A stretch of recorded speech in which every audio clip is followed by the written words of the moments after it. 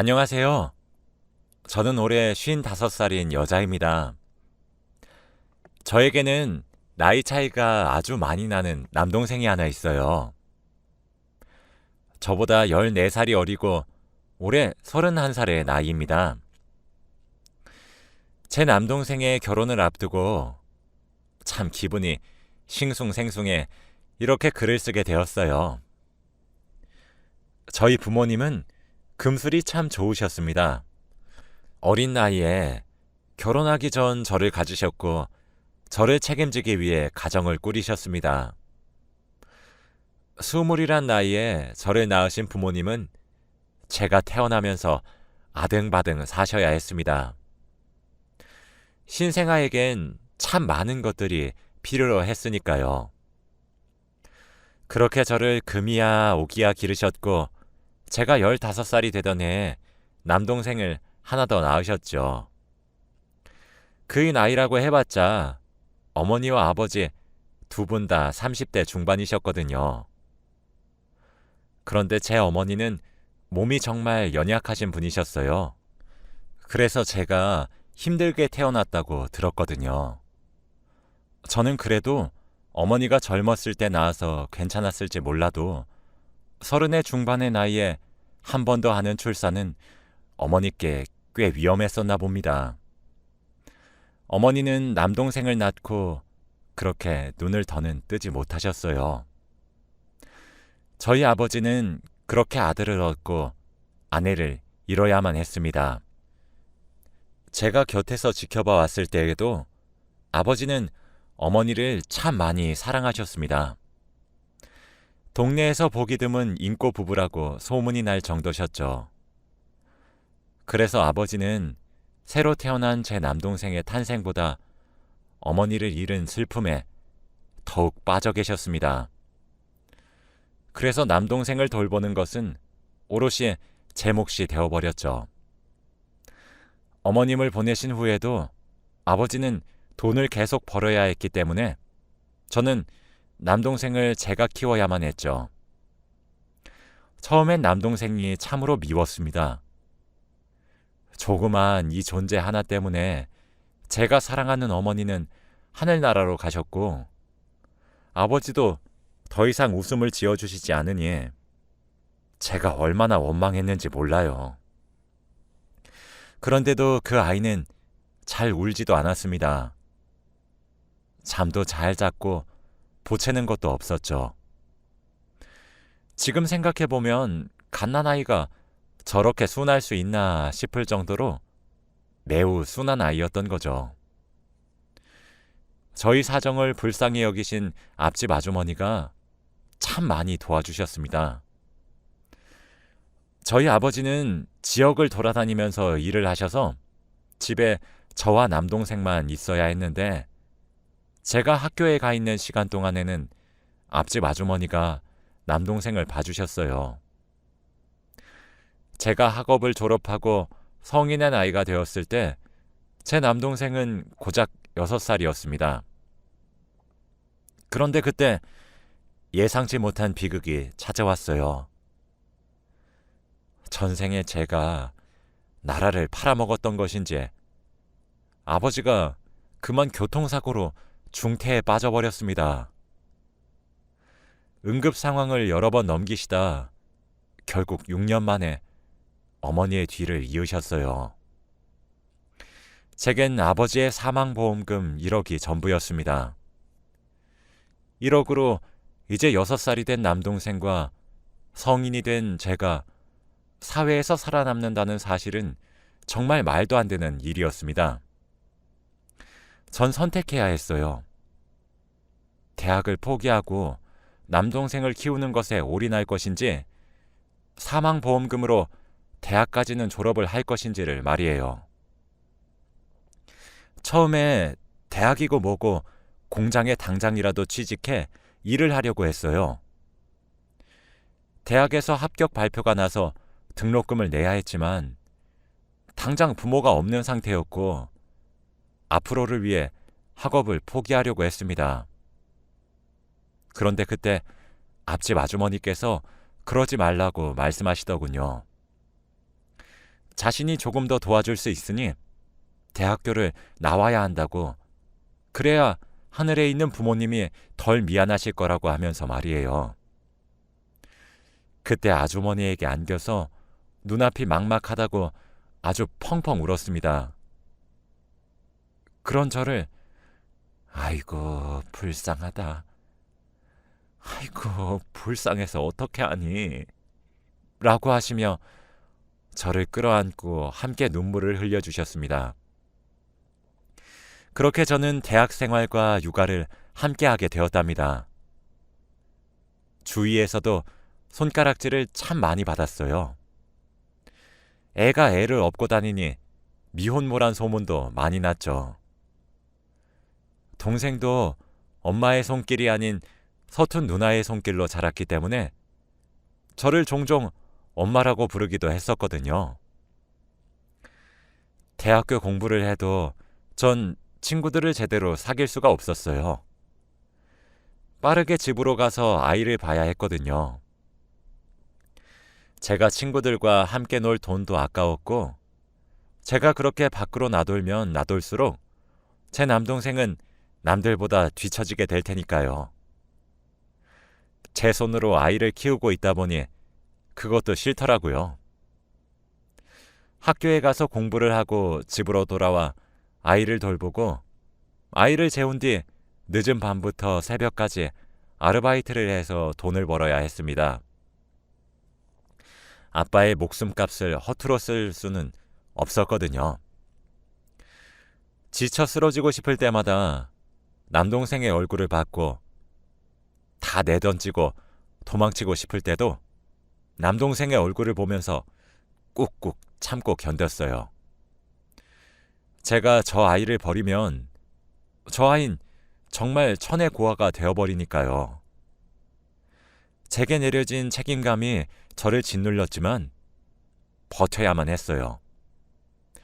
쉽게 아플 수도 없었죠. 정신력으로 버티고 또 버텼습니다. 지금 똑같이 다시 한 번 더 해보라고 하면 아마 못할 거예요. 그렇게 남동생은 하루가 다르게 쑥쑥 컸고 초등학교에 입학하게 되었죠. 남동생은 초등학교에서 교육을 받는 6년 동안 늦게 알아도 될 법한 진실들을 알게 되었습니다. 우리 집에는 부모가 없다는 사실과 그리 부유하지 않다는 사실, 그리고 우리가 고아란 사실이 많이 티가 난 것도 알게 되었습니다. 그래서 동네 사람들에게 우리가 동정받고 있다는 사실까지 말이에요.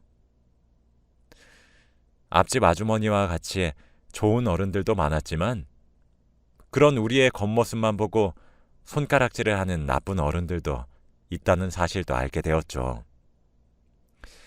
남동생은 학교에서도 놀림도 많이 받았습니다. 부모가 없다는 문제로 말이에요.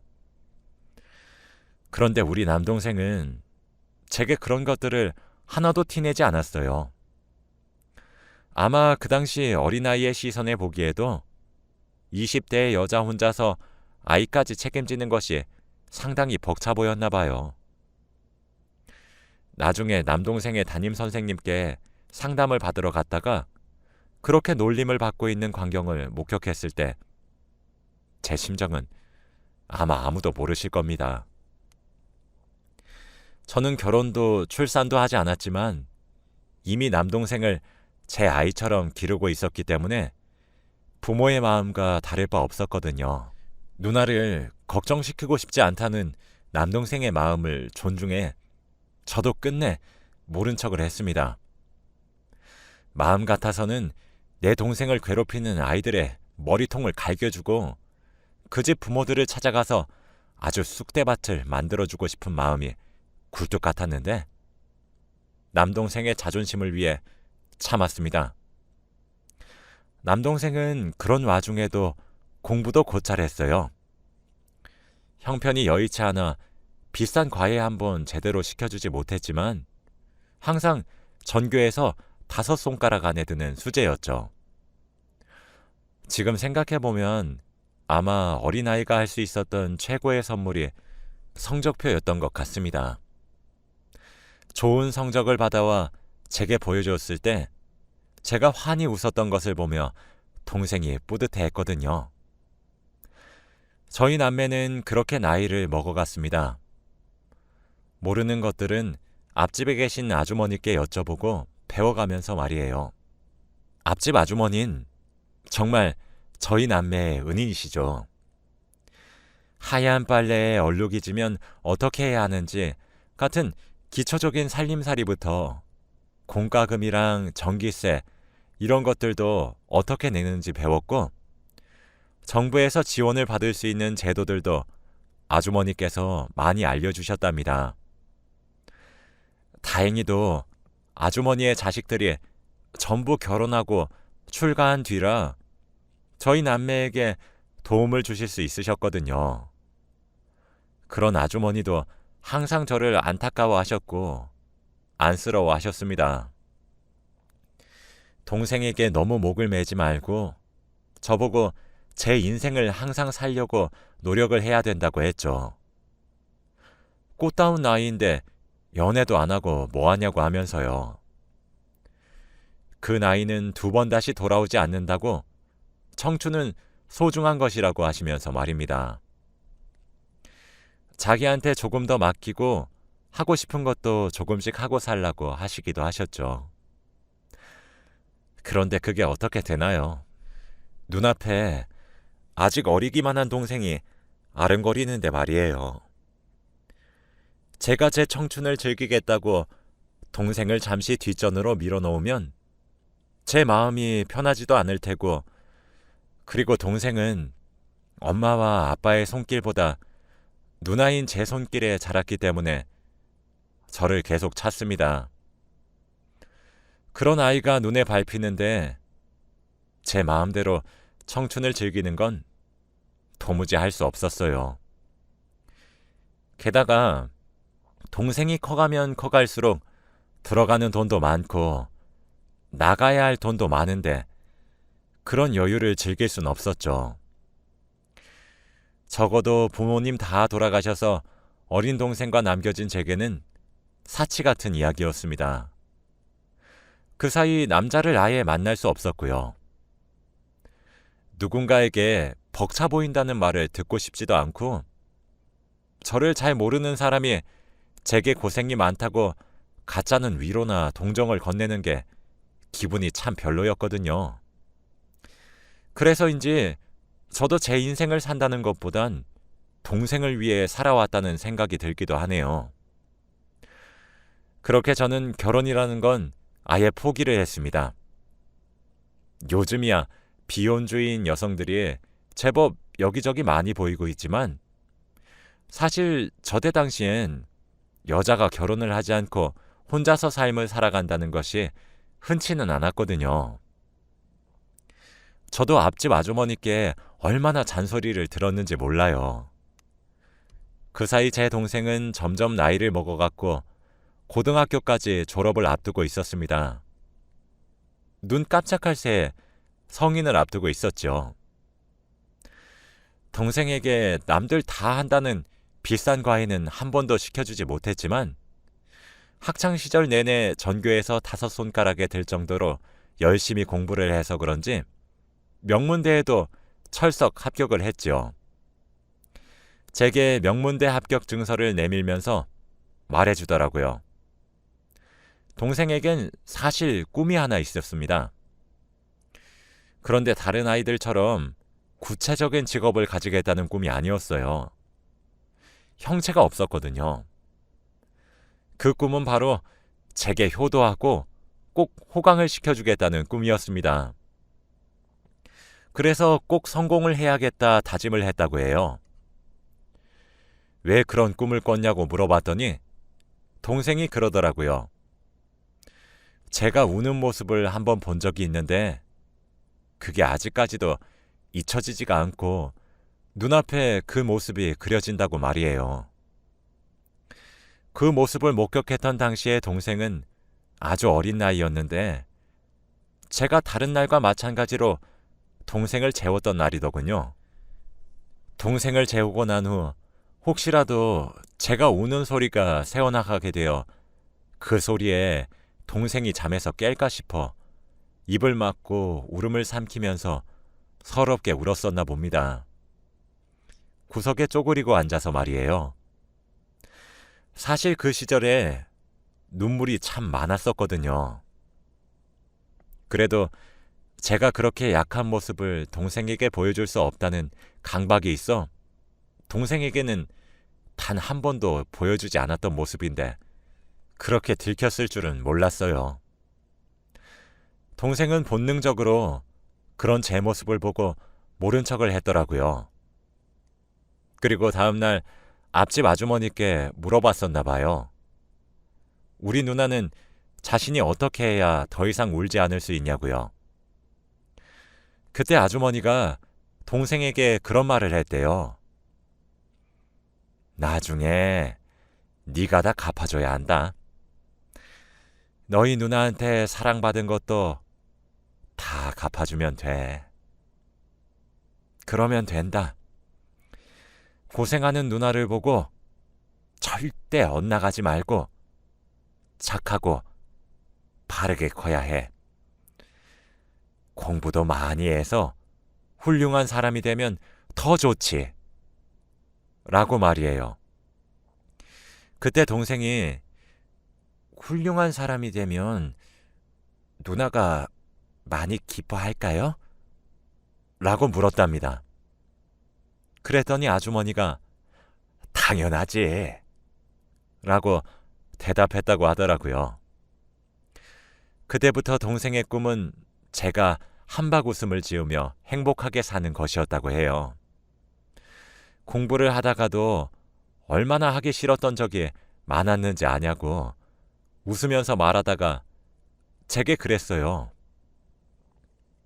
근데 누나, 아무리 하기 싫어도 나는 내 어린 시절의 누나를 떠올려 보면 항상 밤마다 나 몰래 눈물을 삼키고 있었던 모습밖에 떠오르지 않아서 공부가 너무 하기 싫었지만 그만둘 수 없었어.